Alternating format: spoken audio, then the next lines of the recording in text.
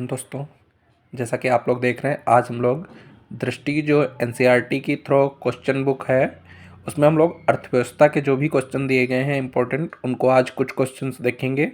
और हम लोग आज से इस सीरीज़ को कंटिन्यू करने की कोशिश करेंगे कि डेली आपको कम से कम 20 क्वेश्चन मैं इसमें आपको दे सकूँ। तो आइए स्टार्ट करते हैं। जो पहला क्वेश्चन है, देखते हैं क्या है। पहला क्वेश्चन है, निम्नलिखित में से किन किन चीज़ों की आवश्यकता वस्तुओं और सेवाओं के उत्पादन के लिए होती है। इसमें पहला है आपका श्रम, भूमि, मानव पूंजी और भौतिक पूंजी। कोट आपको बताना है कौन कौन से सही हैं, 1, 2 और 4, 1, 3 और 4, 2 और 4 या उपयुक्त सभी।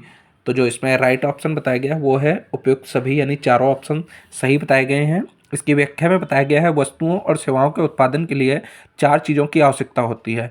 पहली आवश्यकता है भूमि तथा प्राकृतिक संसाधन जैसे जल, वन और खनिज। दूसरी आवश्यकता होती है श्रम, अर्थात जो लोग काम करेंगे। कुछ उत्पादन क्रियाओं में जरूरी कार्यों को करने के लिए बहुत ज़्यादा पढ़े लिखे कर्मियों की जरूरत होती है, जबकि दूसरी क्रिया के लिए शारीरिक कार्य करने वाले श्रमिकों की जरूरत होती है।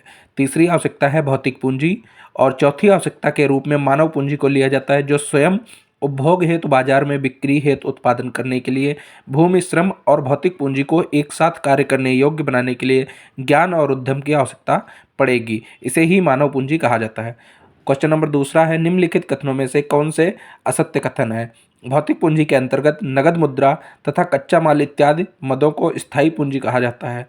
ऑप्शन नंबर 2 है, भौतिक पूंजी के अंतर्गत भवन, मशीन तथा औजार इत्यादि मदों को कार्यशील पूंजी कहते हैं। ऑप्शन नंबर 3 है, भौतिक पूंजी को स्थायी पूंजी तथा कार्यशील पूंजी के रूप में बांटा जाता है। कूट आपको बताना है, केवल तीसरा सही है, केवल 1 और 3 सही है। ऑप्शन सी है केवल 2 और 3 सही है। ऑप्शन डी है 1, 2, 3। तो आपका जो इसका राइट आंसर दिया गया है वो है ऑप्शन नंबर 1, जो है मतलब केवल 3, वो सही है। और इसकी व्याख्या बताया गया है, भौतिक पूंजी उत्पादन के लिए एक आवश्यक कारक है। भौतिक पूंजी के अंतर्गत औजार, मशीनें, भवन, कच्चा माल तथा नगद मुद्रा मदे आती हैं। अतः कथन 1 और 2 सत्य हैं। ठीक है, इसमें बताया गया है, लेकिन जो ऊपर ऑप्शन है वो असत्य पूछा गया था, तो ये भी हम लोगों को ध्यान में रखना है। असत्य पूछा गया था, तो जो तीसरा है इसका वो असत्य हो जाएगा। फिर बताया गया है, औजार, मशीनों और भवनों का उत्पादन कई वर्षों तक प्रयोग होता है, इसलिए इन्हें स्थायी पूंजी कहा जाता है। कच्चा माल तथा नगद मुद्रा को कार्यशील पूंजी कहते हैं, इसीलिए इसमें कथन 3 जो है वो सत्य नहीं बताया गया। अगला क्वेश्चन है, भारत में हरित क्रांति के संदर्भ में नीचे दिए गए कथनों पर विचार कीजिए। हरित क्रांति के दौरान चावल और गेहूं की खेती पर अधिक बल दिया गया। हरित क्रांति की शुरुआत भारत में 1960 के दशक के अंत में हुई थी। किसानों ने हरित क्रांति के दौरान अधिक उपज वाले बीजों का प्रयोग किया था। आपको बताना है उपयुक्त कथनों में से कौन सा कथन सत्य है। इसमें जो है सत्य कथन पूछा गया है, तो केवल 1, और ऑप्शन बी है 2 और 3, ऑप्शन सी है 1 और 3, ऑप्शन डी है उपयुक्त सभी। इसमें जो है उपयुक्त सभी यानी तीनों कथन जो हैं ये सही है। हरित क्रांति की जो है गेहूं और चावल पर अधिक बल दिया गया था और इसको 1960 के दशक में शुरुआत की गई थी। ठीक है, इसमें बताया गया है इसकी व्याख्या में कि 1960 के दशक के अंत में हरित क्रांति ने भारतीय किसानों को अधिक उपज वाले बीज यानी HYV के द्वारा गेहूं और चावल की खेती के तरीके सिखाए। इस कारण हरित क्रांति का प्रभाव मुख्य रूप से गेहूं एवं धान की खेती पर ही दिखाई पड़ता है। तो इस तरीके से इसकी ये मुख्य व्याख्या है। फिर है, हरित क्रांति का प्रभाव मुख्य रूप से किन किन क्षेत्रों में था। ऑप्शन ए है तमिलनाडु, पंजाब, गुजरात। ऑप्शन बी है पूर्वी उत्तर प्रदेश, हरियाणा, पंजाब। ऑप्शन सी है हरियाणा, पंजाब, गुजरात। ऑप्शन डी है पंजाब, हरियाणा, पश्चिमी उत्तर प्रदेश। तो इसका जो राइट आंसर है वो है ऑप्शन नंबर डी, यानी पंजाब, हरियाणा, पश्चिमी उत्तर प्रदेश। ठीक है, तो ये आप लोग व्याख्या देख सकते हैं। अगर मैं व्याख्या आप लोगों को एक्सप्लेन करता हूँ तो वीडियो बहुत लंबी हो जाएगी, इसलिए व्याख्या आप लोग पूरी देख सकते हैं, मैं आपको पूरा टाइम दे रहा हूँ। फिर है, संसाधन के रूप में लोग हैं। इसके ऊपर पहला क्वेश्चन बनाया गया, मानव पूंजी के संदर्भ में नीचे दिए गए कथनों पर विचार कीजिए। मानव पूंजी में निवेश भौतिक पूंजी की ही भांति प्रतिफल प्रदान करता है। ऑप्शन 2 है, जब शिक्षा तथा स्वास्थ्य सेवाओं के द्वारा मानव संसाधन को विकसित किया जाता है तब इसे मानव पूंजी निर्माण कहते हैं। ऑप्शन नंबर 3 बताना है आपको, उपयुक्त कथनों में से कौन से कथन सत्य हैं। इसमें भी आपको सत्य कथन बताना है। तो इसमें जो है ऑप्शन ए केवल 1, ऑप्शन बी केवल 2, ऑप्शन सी 1 और 2, ऑप्शन डी ना तो 1 ना तो 2। तो इसके जो राइट आंसर है वो 1 और 2 दोनों है। इसकी व्याख्या में बताया गया है, मानव पूंजी में निवेश शिक्षा, प्रशिक्षण और स्वास्थ्य सेवाओं के द्वारा भौतिक पूंजी की ही भांति प्रतिफल प्रदान करता है। ठीक है, अधिक शिक्षित या बेहतर प्रशिक्षित लोगों की उच्च उत्पादकता के कारण होने वाली अधिक आय और साथ ही अधिक स्वस्थ लोगों की उच्च उत्पादकता के रूप में इसे प्रत्यक्ष तौर पर देखा जा सकता है। जब शिक्षा, चिकित्सा सेवाओं और प्रशिक्षण में निवेश किया जाता है तो जनसंख्या मानव पूंजी में बदल जाती है। परंतु जब तक शिक्षित तथा स्वास्थ्य जनसंख्या को शिक्षा तथा स्वास्थ्य द्वारा पहले की अपेक्षा और अधिक विकसित किया जाता है, तब हम इसे मानव पूंजी निर्माण कहते हैं। दूसरा क्वेश्चन है, आर्थिक क्रियाकलापों के अंतर्गत द्वितीय क्षेत्र में शामिल होते हैं कौन कौन से क्षेत्र? विनिर्माण, पशुपालन, उत्खनन और वानिकी। जो विनिर्माण क्षेत्र होता है वो आपका द्वितीय क्षेत्र में आता है। जैसे कि जो मतलब राज्य व्यवस्था होता है, इसमें 3 प्रकार के क्षेत्र होते हैं: प्राथमिक क्षेत्र, द्वितीय क्षेत्र और तृतीय क्षेत्र। प्राथमिक क्षेत्र में कृषि वगैरह आती है, यानी कि उत्पादन करने वाली जो वस्तुएं होती हैं वो प्राथमिक क्षेत्र में आती हैं। द्वितीय क्षेत्र में जो विनिर्माण, जो यानी कि जैसे हम लोग गेहूं को उत्पादन करते हैं वो कृषि क्षेत्र में आता है, लेकिन हम लोग गेहूं से जैसे मैदा वगैरह या ब्रेड का निर्माण करते हैं वो आपका द्वितीय क्षेत्र में आता है, विनिर्माण क्षेत्र में। उसी तरीके से तृतीय क्षेत्र जो होता है वो सेवा क्षेत्र कहलाता है। ठीक है, तो इसकी व्याख्या बताई गई। विभिन्न आर्थिक क्रियाकलापों को प्रमुख रूप से 3 प्राथमिक क्षेत्रों में बांटा जाता है, जो कि होते हैं प्राथमिक, द्वितीयक और तृतीयक। प्राथमिक क्षेत्र के अंतर्गत कृषि, वानिकी, पशुपालन, मत्स्य पालन, मुर्गी पालन और खनन एवं उत्खनन, ये सब चीजें शामिल हैं। जबकि द्वितीय क्षेत्र में विनिर्माण क्षेत्र को शामिल किया जाता है, तृतीय क्षेत्र में सेवाओं को सम्मिलित किया गया है। अगला क्वेश्चन है, आर्थिक क्रियाकलाप के अंतर्गत तृतीय क्षेत्र में सम्मिलित होते हैं बैंकिंग, शिक्षा, संचार और स्वास्थ्य। तो इसमें जो है 1, 2, 3 चारों ही ऑप्शन सही हैं, क्योंकि ये सभी चीज़ें जो हैं सेवाएं ही प्रदान करती हैं, इसलिए सभी तृतीय क्षेत्र में आती हैं। ठीक है, फिर नीचे दिए गए कथनों पर विचार करना है। वह क्रियाएं जो वेतन या लाभ के उद्देश्य से की जाती हैं और उनके लिए पारिश्रमिक का भुगतान किया जाता है, बाजार क्रियाएं कहलाती हैं। फिर है, जिन क्रियाओं में स्व उपभोग के लिए उत्पादन होता है वे गैर बाजार क्रिया के अंतर्गत आती हैं। इसमें आपको असत्य कथन मतलब बताना है, तो इसमें जो है 1 और 2 दोनों ही गलत कथन दिए गए हैं। इसकी व्याख्या हम लोग देख लेते हैं। इसकी व्याख्या में बताया गया है कि बाजार क्रियाओं में वेतन या लाभ के उद्देश्य से की गई क्रियाओं के लिए पारिश्रमिक का भुगतान किया जाता है। इनमें सरकारी सेवा सहित वस्तु या सेवाओं का उत्पादन शामिल है। गैर बाजार क्रियाओं से अभिप्राय स्व उपभोग के लिए उत्पादन से है। इनमें प्राथमिक उत्पादों का उपभोग, प्रसंस्करण तथा अचल संपत्तियों का स्वलेखा उत्पादन आता है। अगला क्वेश्चन है, निम्नलिखित कथनों में से कौन से असत्य कथन है? इसमें भी असत्य कथन ही पूछा गया है। तो पहला ऑप्शन दिया गया है, जनसंख्या की गुणवत्ता देश की समृद्धि दर निर्धारित करती है। दूसरा है, निरक्षर और अस्वस्थ जनसंख्या अर्थव्यवस्था पर बोझ होती है। इसमें जो है दोनों ही असत्य कथन है, ऐसा नहीं होता है।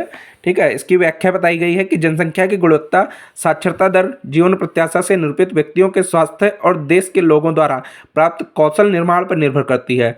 अतः जनसंख्या की गुणवत्ता देश की समृद्धि दर निर्धारित करती है। इसीलिए निरक्षर और अस्वस्थ जनसंख्या अर्थव्यवस्था पर बोझ होती है। ठीक है, जबकि साक्षर और स्वस्थ जनसंख्या परिसंपत्तियां होती हैं।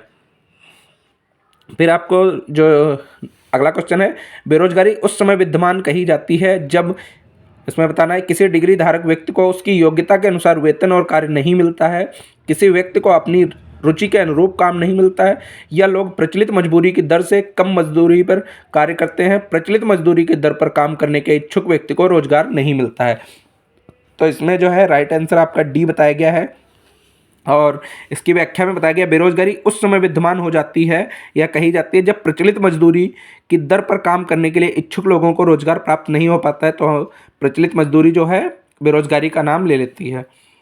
उसके बाद है अगला क्वेश्चन, श्रम बल जनसंख्या में किस आयु वर्ग के लोगों को शामिल किया जाता है? तो इसमें पहला है 17 से 60, दूसरा है 15 से 59 यानी 59, 15 टू 59, तीसरा है 19 टू 59 और चौथा है 21 टू 59। तो इसमें 15 से लेकर के 59 तक के लोग जो होते हैं ये कार्यशील वर्ग में आते हैं, यानी श्रम बल में। फिर है अगला क्वेश्चन, निम्नलिखित में से कौन सा कथन प्रच्छन्न बेरोजगारी का सर्वोत्तम व्याख्या करता है? जब लोग बड़ी मात्रा में बेरोजगार होते हैं, जब 60 वर्ष से अधिक आयु वाले व्यक्ति बेरोजगारी में होते हैं, या गृहिणियों में बेरोजगारी का होना, फिर जिस कार्य को कम व्यक्ति कर सकते हैं उसको अधिक व्यक्तियों द्वारा करना परंतु उत्पादकता में कोई भी वृद्धि ना होना, तो यही प्रच्छन्न बेरोजगारी कहलाती है। यानी जहाँ पे 2 लोगों की आवश्यकता होती है वहाँ पे अगर हम 4 या 5 लोग लग के कार्य करते हैं तो उसको प्रच्छन्न बेरोजगारी कहते हैं। ठीक है, फिर अगला क्वेश्चन है हमारा कि भारत के संदर्भ में निम्नलिखित में से किस क्षेत्र में प्रच्छन्न बेरोजगारी की समस्या अत्यधिक पाई जाती है? व्यापार क्षेत्र, औद्योगिक क्षेत्र, सेवा क्षेत्र और कृषि क्षेत्र। तो इसमें जो है कृषि क्षेत्र में हमें देखने को मिलता है कि जहाँ पे 2 लोगों की आवश्यकता होती है वहाँ पे फुल फैमिली यानी कि 4 से 5 लोग भी लग के कार्य को संपन्न करते हैं, उसको प्रचंड बेरोजगारी में रखा जाता है। फिर निम्नलिखित में से कौन सा कथन मौसमी बेरोजगारी को सही तरीके से परिभाषित करता है? जब वैकल्पिक रोजगार उपलब्ध नहीं होता है, या जब कुछ तकनीकी अर्हता प्राप्त लोगों को ही रोजगार प्राप्त ना हो, जब डिग्री धारक को रोजगार नहीं मिलता है, जब किसी खास फसली मौसम में ही रोजगार प्राप्त हो। तो यही होता है मौसमी रोजगार, यानी जब किसी खास मौसम में किसी को रोजगार प्राप्त होता है उसी को मौसमी मतलब बेरोजगारी कह सकते हैं हम लोग। फिर है निम्नलिखित कथनों पर विचार कीजिए। बेरोजगारी में वृद्धि किसी भी अर्थव्यवस्था के मंदीग्रस्त होने का की सूचक होती है। बेरोजगार लोग अर्थव्यवस्था के लिए देयता होते हैं। उपयुक्त कथनों में से कौन से कथन सही हैं? तो 1 और 2 दोनों ही कथन है जो है इसमें सही है। ठीक है, इसकी व्याख्या भी आप लोग देख सकते हैं। बेरोजगारी का अर्थव्यवस्था के समग्र विकास पर अहितकर प्रभाव पड़ता है, अतः बेरोजगारी में वृद्धि मंदीग्रस्त अर्थव्यवस्था की सूचक है। यह उन संसाधनों की बर्बादी करती है जिन्हें सही ढंग से नियोजित किया जा सकता था। यदि मानव को संसाधन के रूप में उपयोग नहीं किया जा सका तो वे स्वाभाविक रूप से अर्थव्यवस्था के लिए देयता बन जाएंगे। अगला क्वेश्चन है, भारत में ग्रामीण तथा शहरी क्षेत्रों में गरीबी रेखा के निर्धारण के लिए स्वीकृत कैलोरी आवश्यकता प्रति व्यक्ति प्रतिदिन क्रमशः कितनी होनी चाहिए? तो इसमें जो है 2400 कैलोरी तथा 2100 कैलोरी जो है ये प्रतिदिन के लिए बताया गया है। ठीक है, इसकी भी व्याख्या आप लोग देख सकते हैं। उसके बाद है दूसरा क्वेश्चन, निम्नलिखित में से किसके द्वारा भारत में निर्धनता रेखा का आकलन किया जाता है? तो वित्त आयोग या नीति आयोग, राष्ट्रीय प्रतिदर्श सर्वेक्षण कार्यालय या वित्त मंत्रालय? तो जो राष्ट्रीय प्रतिदर्श सर्वेक्षण कार्यालय होता है इसके द्वारा जो होता है आपका निर्धनता रेखा का आकलन किया जाता है। ठीक है, फिर है महात्मा गांधी राष्ट्रीय ग्रामीण रोजगार गारंटी अधिनियम 2005 मनरेगा के संदर्भ में नीचे दिए गए कथनों पर विचार कीजिए। यह अधिनियम 1/3 रोजगार महिलाओं के लिए सुरक्षित करने का प्रावधान करता है।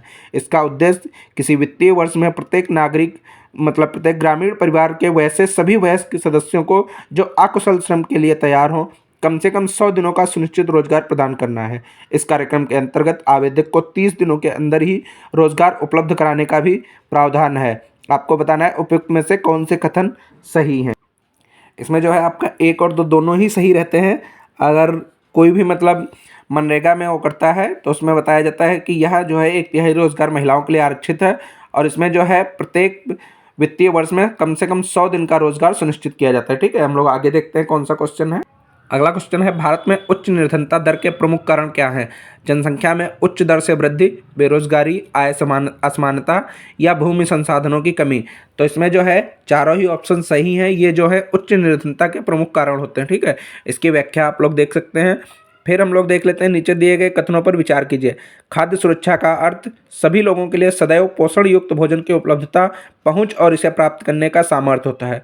दूसरा बताया गया है प्राकृतिक आपदा खाद्य सुरक्षा को प्रभावित नहीं करती है। इसमें जो है सत्य कथन पूछा गया है, तो सत्य कथन जो है केवल एक वाला है, यह है। दूसरा जो रहेगा मतलब प्राकृतिक आपदा अगर आती है तो वो खाद्य सुरक्षा को प्रभावित करती है। ठीक है, फिर हम लोग देख लेते हैं नेक्स्ट क्वेश्चन, भारत में खाद्य सुरक्षा के संदर्भ में नीचे दिए गए कथनों में से कौन कौन से सत्य हैं? इसमें भी सत्य कथन बताना है। पहला ऑप्शन दिया गया है, भारत में खाद्य सुरक्षा के लिए बफर स्टॉक तथा सार्वजनिक वितरण प्रणाली जैसे कार्यक्रम सुनिश्चित किए गए हैं। ऑप्शन 2 है, भारत में खाद्य सुरक्षा देने के लिए सरकार ने संशोधित सार्वजनिक वितरण प्रणाली तथा अंत्योदय अन्न योजना जैसे कार्यक्रम चलाए हैं। तो ये दोनों ही बात सही है। ठीक है, तो इसमें जो है दोनों ही बातें सही बताई गई, इसकी व्याख्या भी आप लोग देख सकते हैं। उसके बावजूद जो है दीर्घकालिक भुखमरी के संदर्भ में निम्नलिखित कथनों में से कौन से कथन सत्य हैं? यह भुखमरी अपर्याप्त खुराक से उत्पन्न होती है। ठीक है, दूसरा ऑप्शन बताएगा कम आय होने के कारण दीर्घकालिक भुखमरी लगातार बनी रहती है। इसमें भी दोनों ऑप्शन जो हैं सही बताए गए हैं। भुखमरी के क्या क्या कारण हैं तो ये आप लोग देख सकते हैं, इसकी व्याख्या में भी दिया गया है। आगे हम लोग देख लेते हैं अगला क्वेश्चन जो है, निम्नलिखित कथनों में से कौन कौन से सत्य कथन है? इसमें भी सत्य ही बताना है।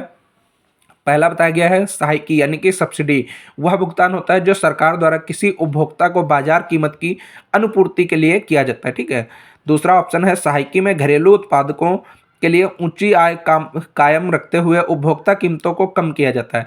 इसमें भी दोनों ही ऑप्शन सही है। सरकार के द्वारा सब्सिडी देकर जो होता है महंगी वस्तुओं को कम दामों पर जो है मतलब लोगों को नागरिकों को उपलब्ध कराई जाती है। ठीक है, दूसरा जो है हम लोग नेक्स्ट क्वेश्चन है, निम्नलिखित कथनों पर विचार कीजिए। न्यूनतम समर्थन कीमत के अंतर्गत सरकार द्वारा किसानों को उनकी फसल के लिए पहले से घोषित कीमतें दी जाती हैं। भारतीय खाद्य निगम के माध्यम से सरकार द्वारा अधिप्राप्त अनाज, गेहूं और चावल के भंडार को बफर स्टॉक कहा जाता है। उपयुक्त में से कौन से कथन सत्य हैं? इसमें दोनों ही कथन सत्य बताए गए हैं, इसकी व्याख्या भी आप लोग देख सकते हैं। अगला क्वेश्चन है, निर्गत कीमत का तात्पर्य है वह कीमत जिसके अंतर्गत बाजार कीमत पर अनाज का वितरण गरीब तबके को किया जाता है, या फिर वह कीमत जिसके अंतर्गत बाजार कीमत से कम कीमत पर अनाज का वितरण गरीब तबके को किया जाता है। ऑप्शन सी है, वह कीमत जिसके अंतर्गत बाजार कीमत से कम कीमत पर अनाज का वितरण सभी लोगों को किया जाता है। ऑप्शन डी है, वह कीमत जिसके अंतर्गत बाजार कीमत से कम कीमत पर अनाज का वितरण समृद्ध लोगों को किया जाता है। इसमें जो है आपका ऑप्शन नंबर बी वाला बिल्कुल सही हो जाएगा, यानी कि वह कीमत जिसके अंतर्गत जो है बाजार कीमत से कम कीमत पर अनाज वितरण गरीब तबके को किया जाता है। अगला क्वेश्चन हम लोग देख लेते हैं क्या है। तो अगला क्वेश्चन है, राशन कार्ड और उसे रखने वाले परिवारों के संबंध से नीचे दिए गए युग्मों में से कौन सा सुमेलित है? जैसे अंत्योदय परिवार निर्धन से भी निर्धन को दिया जाता है, एपीएल निर्धनता रेखा से नीचे के लोगों को, बीपीएल जो है अन्य लोगों को। इसमें जो है पहला वाला सही है, केवल एक, यानी अंत्योदय जो परिवार होता है वो निर्धन से भी निर्धन लोगों को दिया जाता है। और राशन कार्ड जैसा कि इसमें बताया गया 3 प्रकार के होते हैं, निर्धनों से भी निर्धन लोगों के लिए अंत्योदय कार्ड, निर्धनता रेखा से नीचे के लोगों के लिए बीपीएल कार्ड तथा अन्य लोगों के लिए एपीएल कार्ड होता है। फिर है, निम्नलिखित कथनों पर विचार कीजिए। संशोधित सार्वजनिक वितरण प्रणाली में पिछड़े ब्लॉक को लक्षित किया गया है। लक्षित सार्वजनिक वितरण प्रणाली में लक्षित समूह सर्वजनीय था। उपयुक्त कथनों में से कौन से कथन सत्य हैं? इसमें केवल एक ही कथन सही है। तो गाइस, ये थे हमारे इकोनॉमी के कुछ मोस्ट इम्पॉर्टेंट जो एनसीईआरटी बेस्ड क्वेश्चन है, और जो कि हर एग्जाम में इम्पॉर्टेंट रहते हैं, चाहे आप पीसीएस दे रहे हो, किसी भी स्टेट पीसीएस में हो, या यूपीएससी में हो, या अदर कोई भी कम्पिटिटिव एग्जाम में हो, सभी में आने के चांसेस रहते हैं। तो अगर आप लोगों को लगता है कि ये सीरीज़ आपके लिए कुछ भी यूजफुल हो सकती है, तो आप लोग ऐसे ही वीडियो पाने के लिए वीडियो को लाइक करें और कमेंट करके बताएं कि आपको किस टॉपिक पे क्वेश्चन चाहिए। दृष्टि के जो भी आप बोलेंगे उस टाइप से मैं क्वेश्चन सीरीज आपके लिए लेकर आऊँगा। और साथ ही चैनल को सब्सक्राइब कर लें तथा शेयर करके और भी लोगों से अपना सपोर्ट बनाए रखें। धन्यवाद।